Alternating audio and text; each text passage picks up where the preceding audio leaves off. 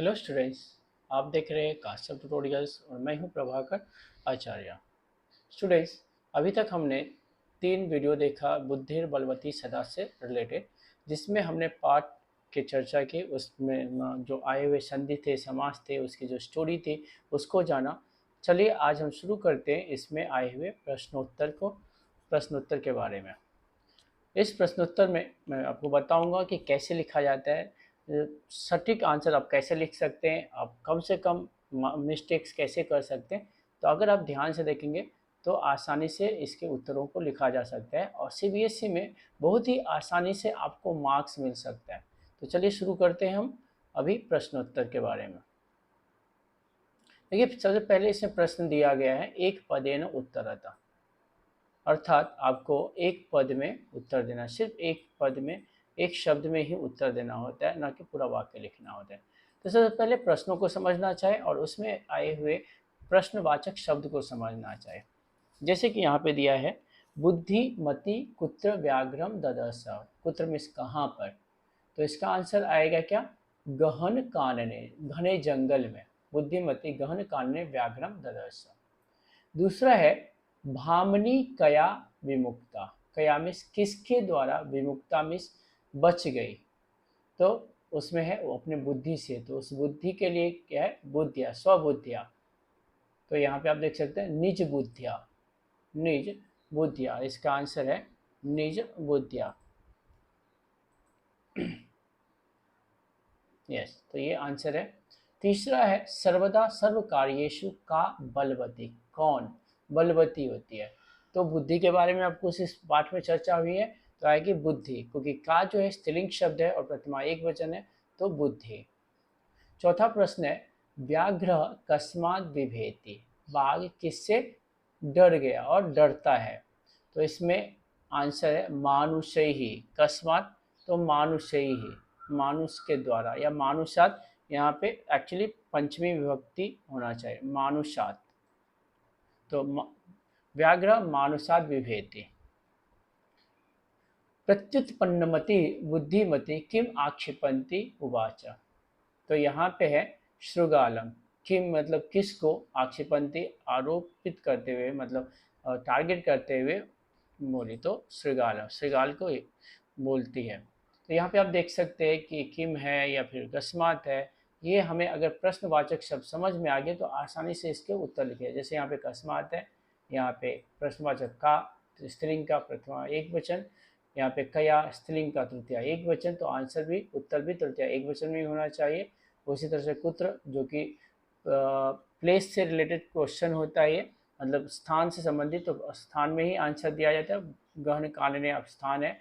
फिर किम मिस किसको या क्या, यहाँ पे किसको एक्चुअली है, तो यहाँ पे श्रृगालम आएगा। चलिए आगे देखते हैं। ये है, अधोलिखिता नाम प्रश्ना नाम उत्तराणी संस्कृत भाषा लिखा था, मतलब संस्कृत भाषा में आपको पूर्ण उत्तर लिखना है। यहाँ पे भी थोड़ा सा ध्यान दिया जाए तो बिना गलती किए हुए, बिना मात्रा मिस्टेक के आप उत्तर लिख सकते हैं। अब यहीं पे देखिए, बुद्धिमती केन उपेता पितृगृह प्रति चलिता। केन उपेता मतलब किसके साथ अपने पिता के घर चली, तो इसमें आंसर है पुत्र द्वयोपेता। पुत्र द्वयोपेता, अपने दोनों पुत्रों के साथ। तो उपेता तो ऑलरेडी लिखा हुआ है, तो आपको सिर्फ वर्ड चेंज करना है, पुत्र द्वय, उसके साथ में संधि करेंगे तो आएगा बुद्धिमती पुत्र द्वयोपेता प्रतिगृह प्रति चलिता। तो आप देख सकते हैं सिर्फ एक शब्द को चेंज करना है, बाकी सारे शब्द आपके प्रश्न में ही है। चलिए तीसरा आता है, दूसरा क्वेश्चन प्रश्न है, व्याघ्र किम विचार्य पलायिता। बाघ जो है क्या सोचकर भाग गया, तो उत्तर है व्याघ्र काचित इयम व्याघ्र मारी इति मत्वा या विचार्य व्याघ्र पलायिता। काचित इयम व्याघ्र मारी, शायद यही बाघ का शिकार करने वाली स्त्री है, ऐसा सोचकर बाघ वहां से भाग गया। तो आप देख सकते हैं कि मिस क्या सोचकर, तो उत्तर यह है। ऐसे उत्तर आपको लिखना है। तीसरा प्रश्न है, लोके महतो भयात कह मुच्यते। लोक में इसी संसार में महतो भयात, बड़े से बड़े भय से कौन बच जाता है, तो इसका आंसर है बुद्धिमान। जिसके पास में बुद्धि है वो आदमी भयंकर से भयंकर डर से भी वो बच जाता है, बाहर निकल जाता है। चौथा प्रश्न है जम्बूकः किम वदन व्याघ्रस्य उपहासं करोति। जम्बूका मिश्रियार क्या बोलकर बाघ का मजाक उड़ाता है, बाघ पर कमेंट करते हैं। तो आंसर है यत मानुषात् अपि विभेषि इति वदन जम्बूकः व्याघ्रस्य उपहासं करोति। वदन मीन्स बोलते हुए, तो ये प्रेजेंट एक्टिव पार्टिसिपल का है, तो इसका आंसर आएगा यत मानुषात् अपि विभेषि इति वदन जम्बूकः व्याघ्रस्य उपहासं करोति, कि मनुष्य से भी डरते हो, यह बोलकर जो है सियार बाघ का मजाक उड़ाता है। अंतिम प्रश्न है बुद्धिमती श्रृगालम किम उक्तवती। जो बुद्धिमती है वो श्रृगाल में अर्थात सियार को क्या बोलती है और क्या क्या कहा। तो इसमें आंसर है रे रे धूर्त तो या मह्यम पुरा व्याघ्रत्रयम दत्तम विश्वास्य अपि अद्य एकम आनीय कथम यासी इति अधुना वद। तो ये प्रश्न उसमें कहती है, ये सारे आपके गद्य में दिए होते हैं, जो पैसेज आपको अवेलेबल होता है उसमें उत्तर होते हैं, आपको जिस वाइजली फाइंड आउट करके उसका उत्तर लिखना है। अब चलिए प्रश्न बनाना है हमें। याद रखें कि जब भी हमें ऐसे क्वेश्चन आते हैं स्थूल पद आधारित आधारित या प्रश्न निर्माण करो, तो अर्थात जो हाईलाइटेड वर्ड है या जो डार्क कलर में लिखा हुआ है उसको आपको रिप्लेस करना है प्रश्नवाचक शब्द से। तो लेकिन सिर्फ उसी शब्द को ही लिखना काफ़ी नहीं होगा, मुझे पूरा सेंटेंस, आपको पूरा प्रश्न, ये जो वाक्य है वापस कॉपी करना है और सिर्फ इस वर्ड को आपको रिप्लेस करना होगा प्रश्नवाचक शब्द से, और लास्ट में क्वेश्चन मार्क डालना है, फुल स्टॉप नहीं। तो आपका उत्तर होना चाहिए तत्र किम नाम राजपुत्र वसति स्म। वापस देखिए, तत्र राज सिंहो नाम, तो किम नाम राजपुत्र वसति स्म, कहाँ नाम राजपुत्र वसति स्म भी हो सकता है इसका उत्तर। दूसरे का आएगा बुद्धिमती चपेटिया पुत्र प्रहितवती। तो चपेटिया तृतीया एक वचन है तो कया आएगा, और ये स्त्रीलिंग शब्द है। तो बुद्धिमती कया प्रहित्य कया पुत्र प्रहितवती, किससे उस पर अटैक करते हैं, प्रहार करती है। फिर तीसरा है व्याघ्रम, तो द्वितीय एक वचन का ये शब्द है और पुल्लिंग शब्द है, तो आएगा कम। कम दृष्टवा धूर्तः श्रृगाला अवदत्, किसको देखकर धूर्त शियार बोला, ये तीसरा प्रश्न हो जाएगा। फिर चौथा है तुम मानुषात विभेषी, तो मानुषात के यहाँ पे आएगा कस्मात, तुम कस्मात विभेषी, प्रश्नवाचक, तुम कस्मात विभेषी। अब पांचवा है पुरा त्वया मह्यम व्याघ्रत्रयम दत्तम। मह्यम चतुर्थी एक वचन है और ये स्त्रीलिंग हो सकता है, ये पुल्लिंग हो सकता है, बट यहाँ पे इस चैप्टर में स्त्रीलिंग है, तो यहाँ पे आएगा मह्यम। एक्चुअली यहाँ पे होना चाहिए कस्य,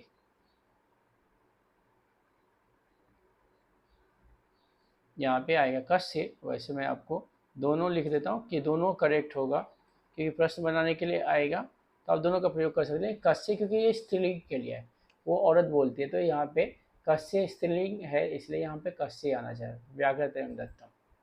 चलिए अभी ये है, इसको क्रोनोलॉजिकल ऑर्डर पे आपको सेट करना है। व्याघ्रमारी इयम इति मत्वा पलायिता। आपको ध्यान देना है, अब पैराग्राफ को ध्यान से पढ़ोगे आप और फिर इसको पढ़ोगे तो आपको समझ में आएगा। हालांकि इसमें वर्ड टू वर्ड यूज नहीं होता है, इसमें समानार्थी शब्द का प्रयोग होता है, बट मीनिंग वही होते हैं। तो अगर आप शब्दों को, आप वाक्य को पढ़ोगे और जानने की कोशिश करोगे तो आपको समझ में आ जाएगा कि इसका ऑर्डर क्या होना चाहिए। तो पहला है व्याघ्रमारी इयम इति मत्वा पलायिता, मतलब बाघ जो है ना, यह सोचकर कि यही बाघ का शिकार करने वाली, ऐसा सोचकर भाग गया। फिर प्रत्युत्पन्नमति सा श्रृगालम आक्षेपन्ति उवाच, वह प्रत्युत्पन्नमति स्त्री श्रृगाल को, मतलब सियार को आक्षेपित करते, आरोपित करते हुए बोली। फिर जम्बूक कृतोत्साह व्याघ्र पुनः अकारणा आगच्छत। इसके बाद में जम्बूक कृतोत्साह, जम्बूक के द्वारा, सियार के द्वारा उत्साहित वो बाघ वापस उस जंगल में आया। मार्गे सा एकम व्याघ्रम अपश्यत, मतलब रास्ते में वह एक बाघ को देखती है। व्याघ्रम दृष्ट्वा सा पुत्रो ताड़यन्ति उवाच अधुना एकमेव व्याघ्रम विवज्य भुजिताम। बाघ को देखकर वह स्त्री अपने बेटे को, अपने बच्चों को मारते हुए बोली, अधुना अभी इस एक बाघ को ही बांट कर खाओ। और नेक्स्ट सेंटेंस है बुद्धिमती पुत्र द्वयेन उपेता पितृगृहम प्रति चलेता। तो बुद्धिमती थी अपने पुत्र दोनों के साथ में अपने पिता के पिता के घर की ओर चली। फिर नेक्स्ट है त्वं व्याघ्रत्रयम् आनेतुं प्रतिज्ञाय एकमेव आनीतवान्। तुमने पहले प्रॉमिस किया था कि 3 बाघ दोगे और अभी एक लेकर आए हो। और लास्ट है गलबद्ध शृगाल का व्याघ्र पुनः पलायित। तो गलबद्ध शृगाल का बाघ जिसके गले से सियार बंधा हुआ था वो वापस भाग गया।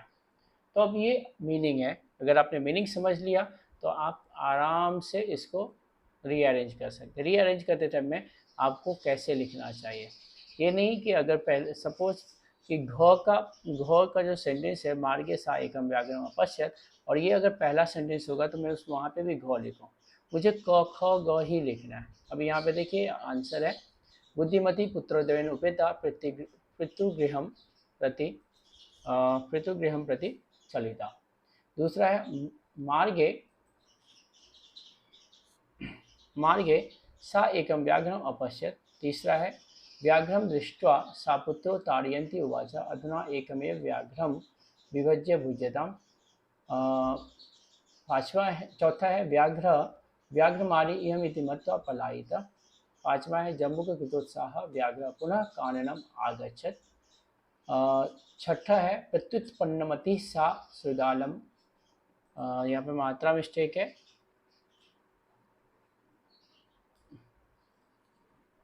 सा श्रृगालम आक्षिपन्ति उवाच। सातवां है त्वं व्याघ्रत्रयम् आनेतुं प्रतिज्ञाय एकमेव आनीतवान्। और गलबद्ध शृगालकः व्याघ्रः पुनः पलायित। तो ये आपके ऑर्डर है, आप देख सकते हैं मैंने यहाँ पे कैसे ऑर्डर लिखा है, तो आपको ऐसे ही लिखना है। सेंटेंस का ऑर्डर चेंज करना है बट क ख ग घ ही लिखना है। चलिए आगे क्या देखते हैं। अभी है संधि विग्रह कृत। संधि हम लोगों ने पैसेज में देख लिया है, तो लेकिन वापस मैं आपको दिखा देता हूँ इसका उत्तर क्या होगा। पितृगृहम, तो पितुः अधिक गृहम, दोनों वर्ड को अंडरलाइन करना चाहिए। एक एक कह, तो एक एक एक एक एक आएगा, तो एक ही कह। फिर अन्योपि, तो अन्य अधिकापि। इत्युक्ता में इति अधिक उक्त्वा। यत्रास्ते में यत्र अधिक आस्ते, तो यत्रास्ते बनता है। तो आपको संधि विग्रह करने के लिए आएगा और संधि बनाने के लिए, संधि करने के लिए भी है। चलिए यहाँ पे आपको कैसे आंसर लेंगे, वैसे इसका मीनिंग आपको लिखना है कि ददर्श इसका मीनिंग क्या होगा और यहाँ से पिकअप करना है। तो आप देख सकते हैं दर्शितवान दृष्टवान, तो ददर्श का मीनिंग आएगा दृष्टवान। जगाद का मीनिंग होता है गया, तो अगच्छत। ययो का मीनिंग भी है गया, तो गतवान। अतुम मिस खाने के लिए, तो खादितुम। मुच्यते मिस मुक्त हो जाते हैं, तो मुक्तो भवति। इच्छते मिस पश्यति, तो ये ऐसा है और आपको आंसर ऐसे लिखना चाहिए। आप देख सकते हैं ददर्श के सामने ही लिखा है दृष्टवान, जगाद के सामने लिखा हुआ है अकथयत, यजो के सामने ही लिखा है गतवान, अतुम के सामने खादितुम। तो ये इस तरह से आंसर लिखना चाहिए। अभी हम आते हैं पर्यायी पदम लिखा था। पर्याय में समानार्थी शब्द, तो वनम का समानार्थी शब्द है अरण्यम या काननम। श्रृगाला का समानार्थी शब्द है जम्बुकः। शीघ्रम का समानार्थी शब्द आएगा सत्वरम। पत्नी अर्थात भार्या। गच्छसि अर्थात यासि, तो ये समानार्थी शब्द हो गए। अभी आते हैं विरुद्धार्थी विपरीतार्थक शब्दम में, इस पदम में विरुद्धार्थी शब्द। तो प्रथमा का आएगा द्वितीय। उक्त्वा, तो श्रुत्वा, उक्त्वा में बोलकर, श्रुत्वा में सुनकर। अधुना, अधुना का मीनिंग होगा अभी, तो तदा मिस बाद में, और अवेला मिस वेला। बुद्धिहीना बुद्धिमती, तो ये आपके विरुद्धार्थी शब्द हो गए। तो इस तरह से हमारा द्वितीय पार्ट कंप्लीट होता है और बहुत जल्दी ही मैं तीसरे पर भी काम करना स्टार्ट करूँगा, वीडियो रिलीज करूँगा। तो आप ध्यान से देखते रहिए, इसको सब्सक्राइब कीजिए, इसका हेल्प लीजिए और चैप्टर प्रिपेयर कीजिए। और मैं आशा करता हूँ, मैं प्रार्थना करता हूँ कि आपको बोर्ड एग्जामिनेशन में इसके मदद से या आपकी पढ़ाई के मेहनत के मदद से आपको अच्छे मार्क्स आए। आप 99% आप इसमें लेके आइए, मैं तो बोलूँगा 100%। आप अगर मेहनत करेंगे तो अवश्य लाएंगे और ध्यान से पाठ को पढ़ना चाहिए। तो चलिए, देखने के लिए धन्यवाद। अपने दोस्तों से भी शेयर कीजिए, इसको सब्सक्राइब कीजिए अगर आपने अभी तक नहीं किया है, इसको लाइक कीजिए और जितना देखेंगे उतने और भी मैं अच्छे तरह से इसको बनाऊंगा। धन्यवाद आपको देखने के लिए।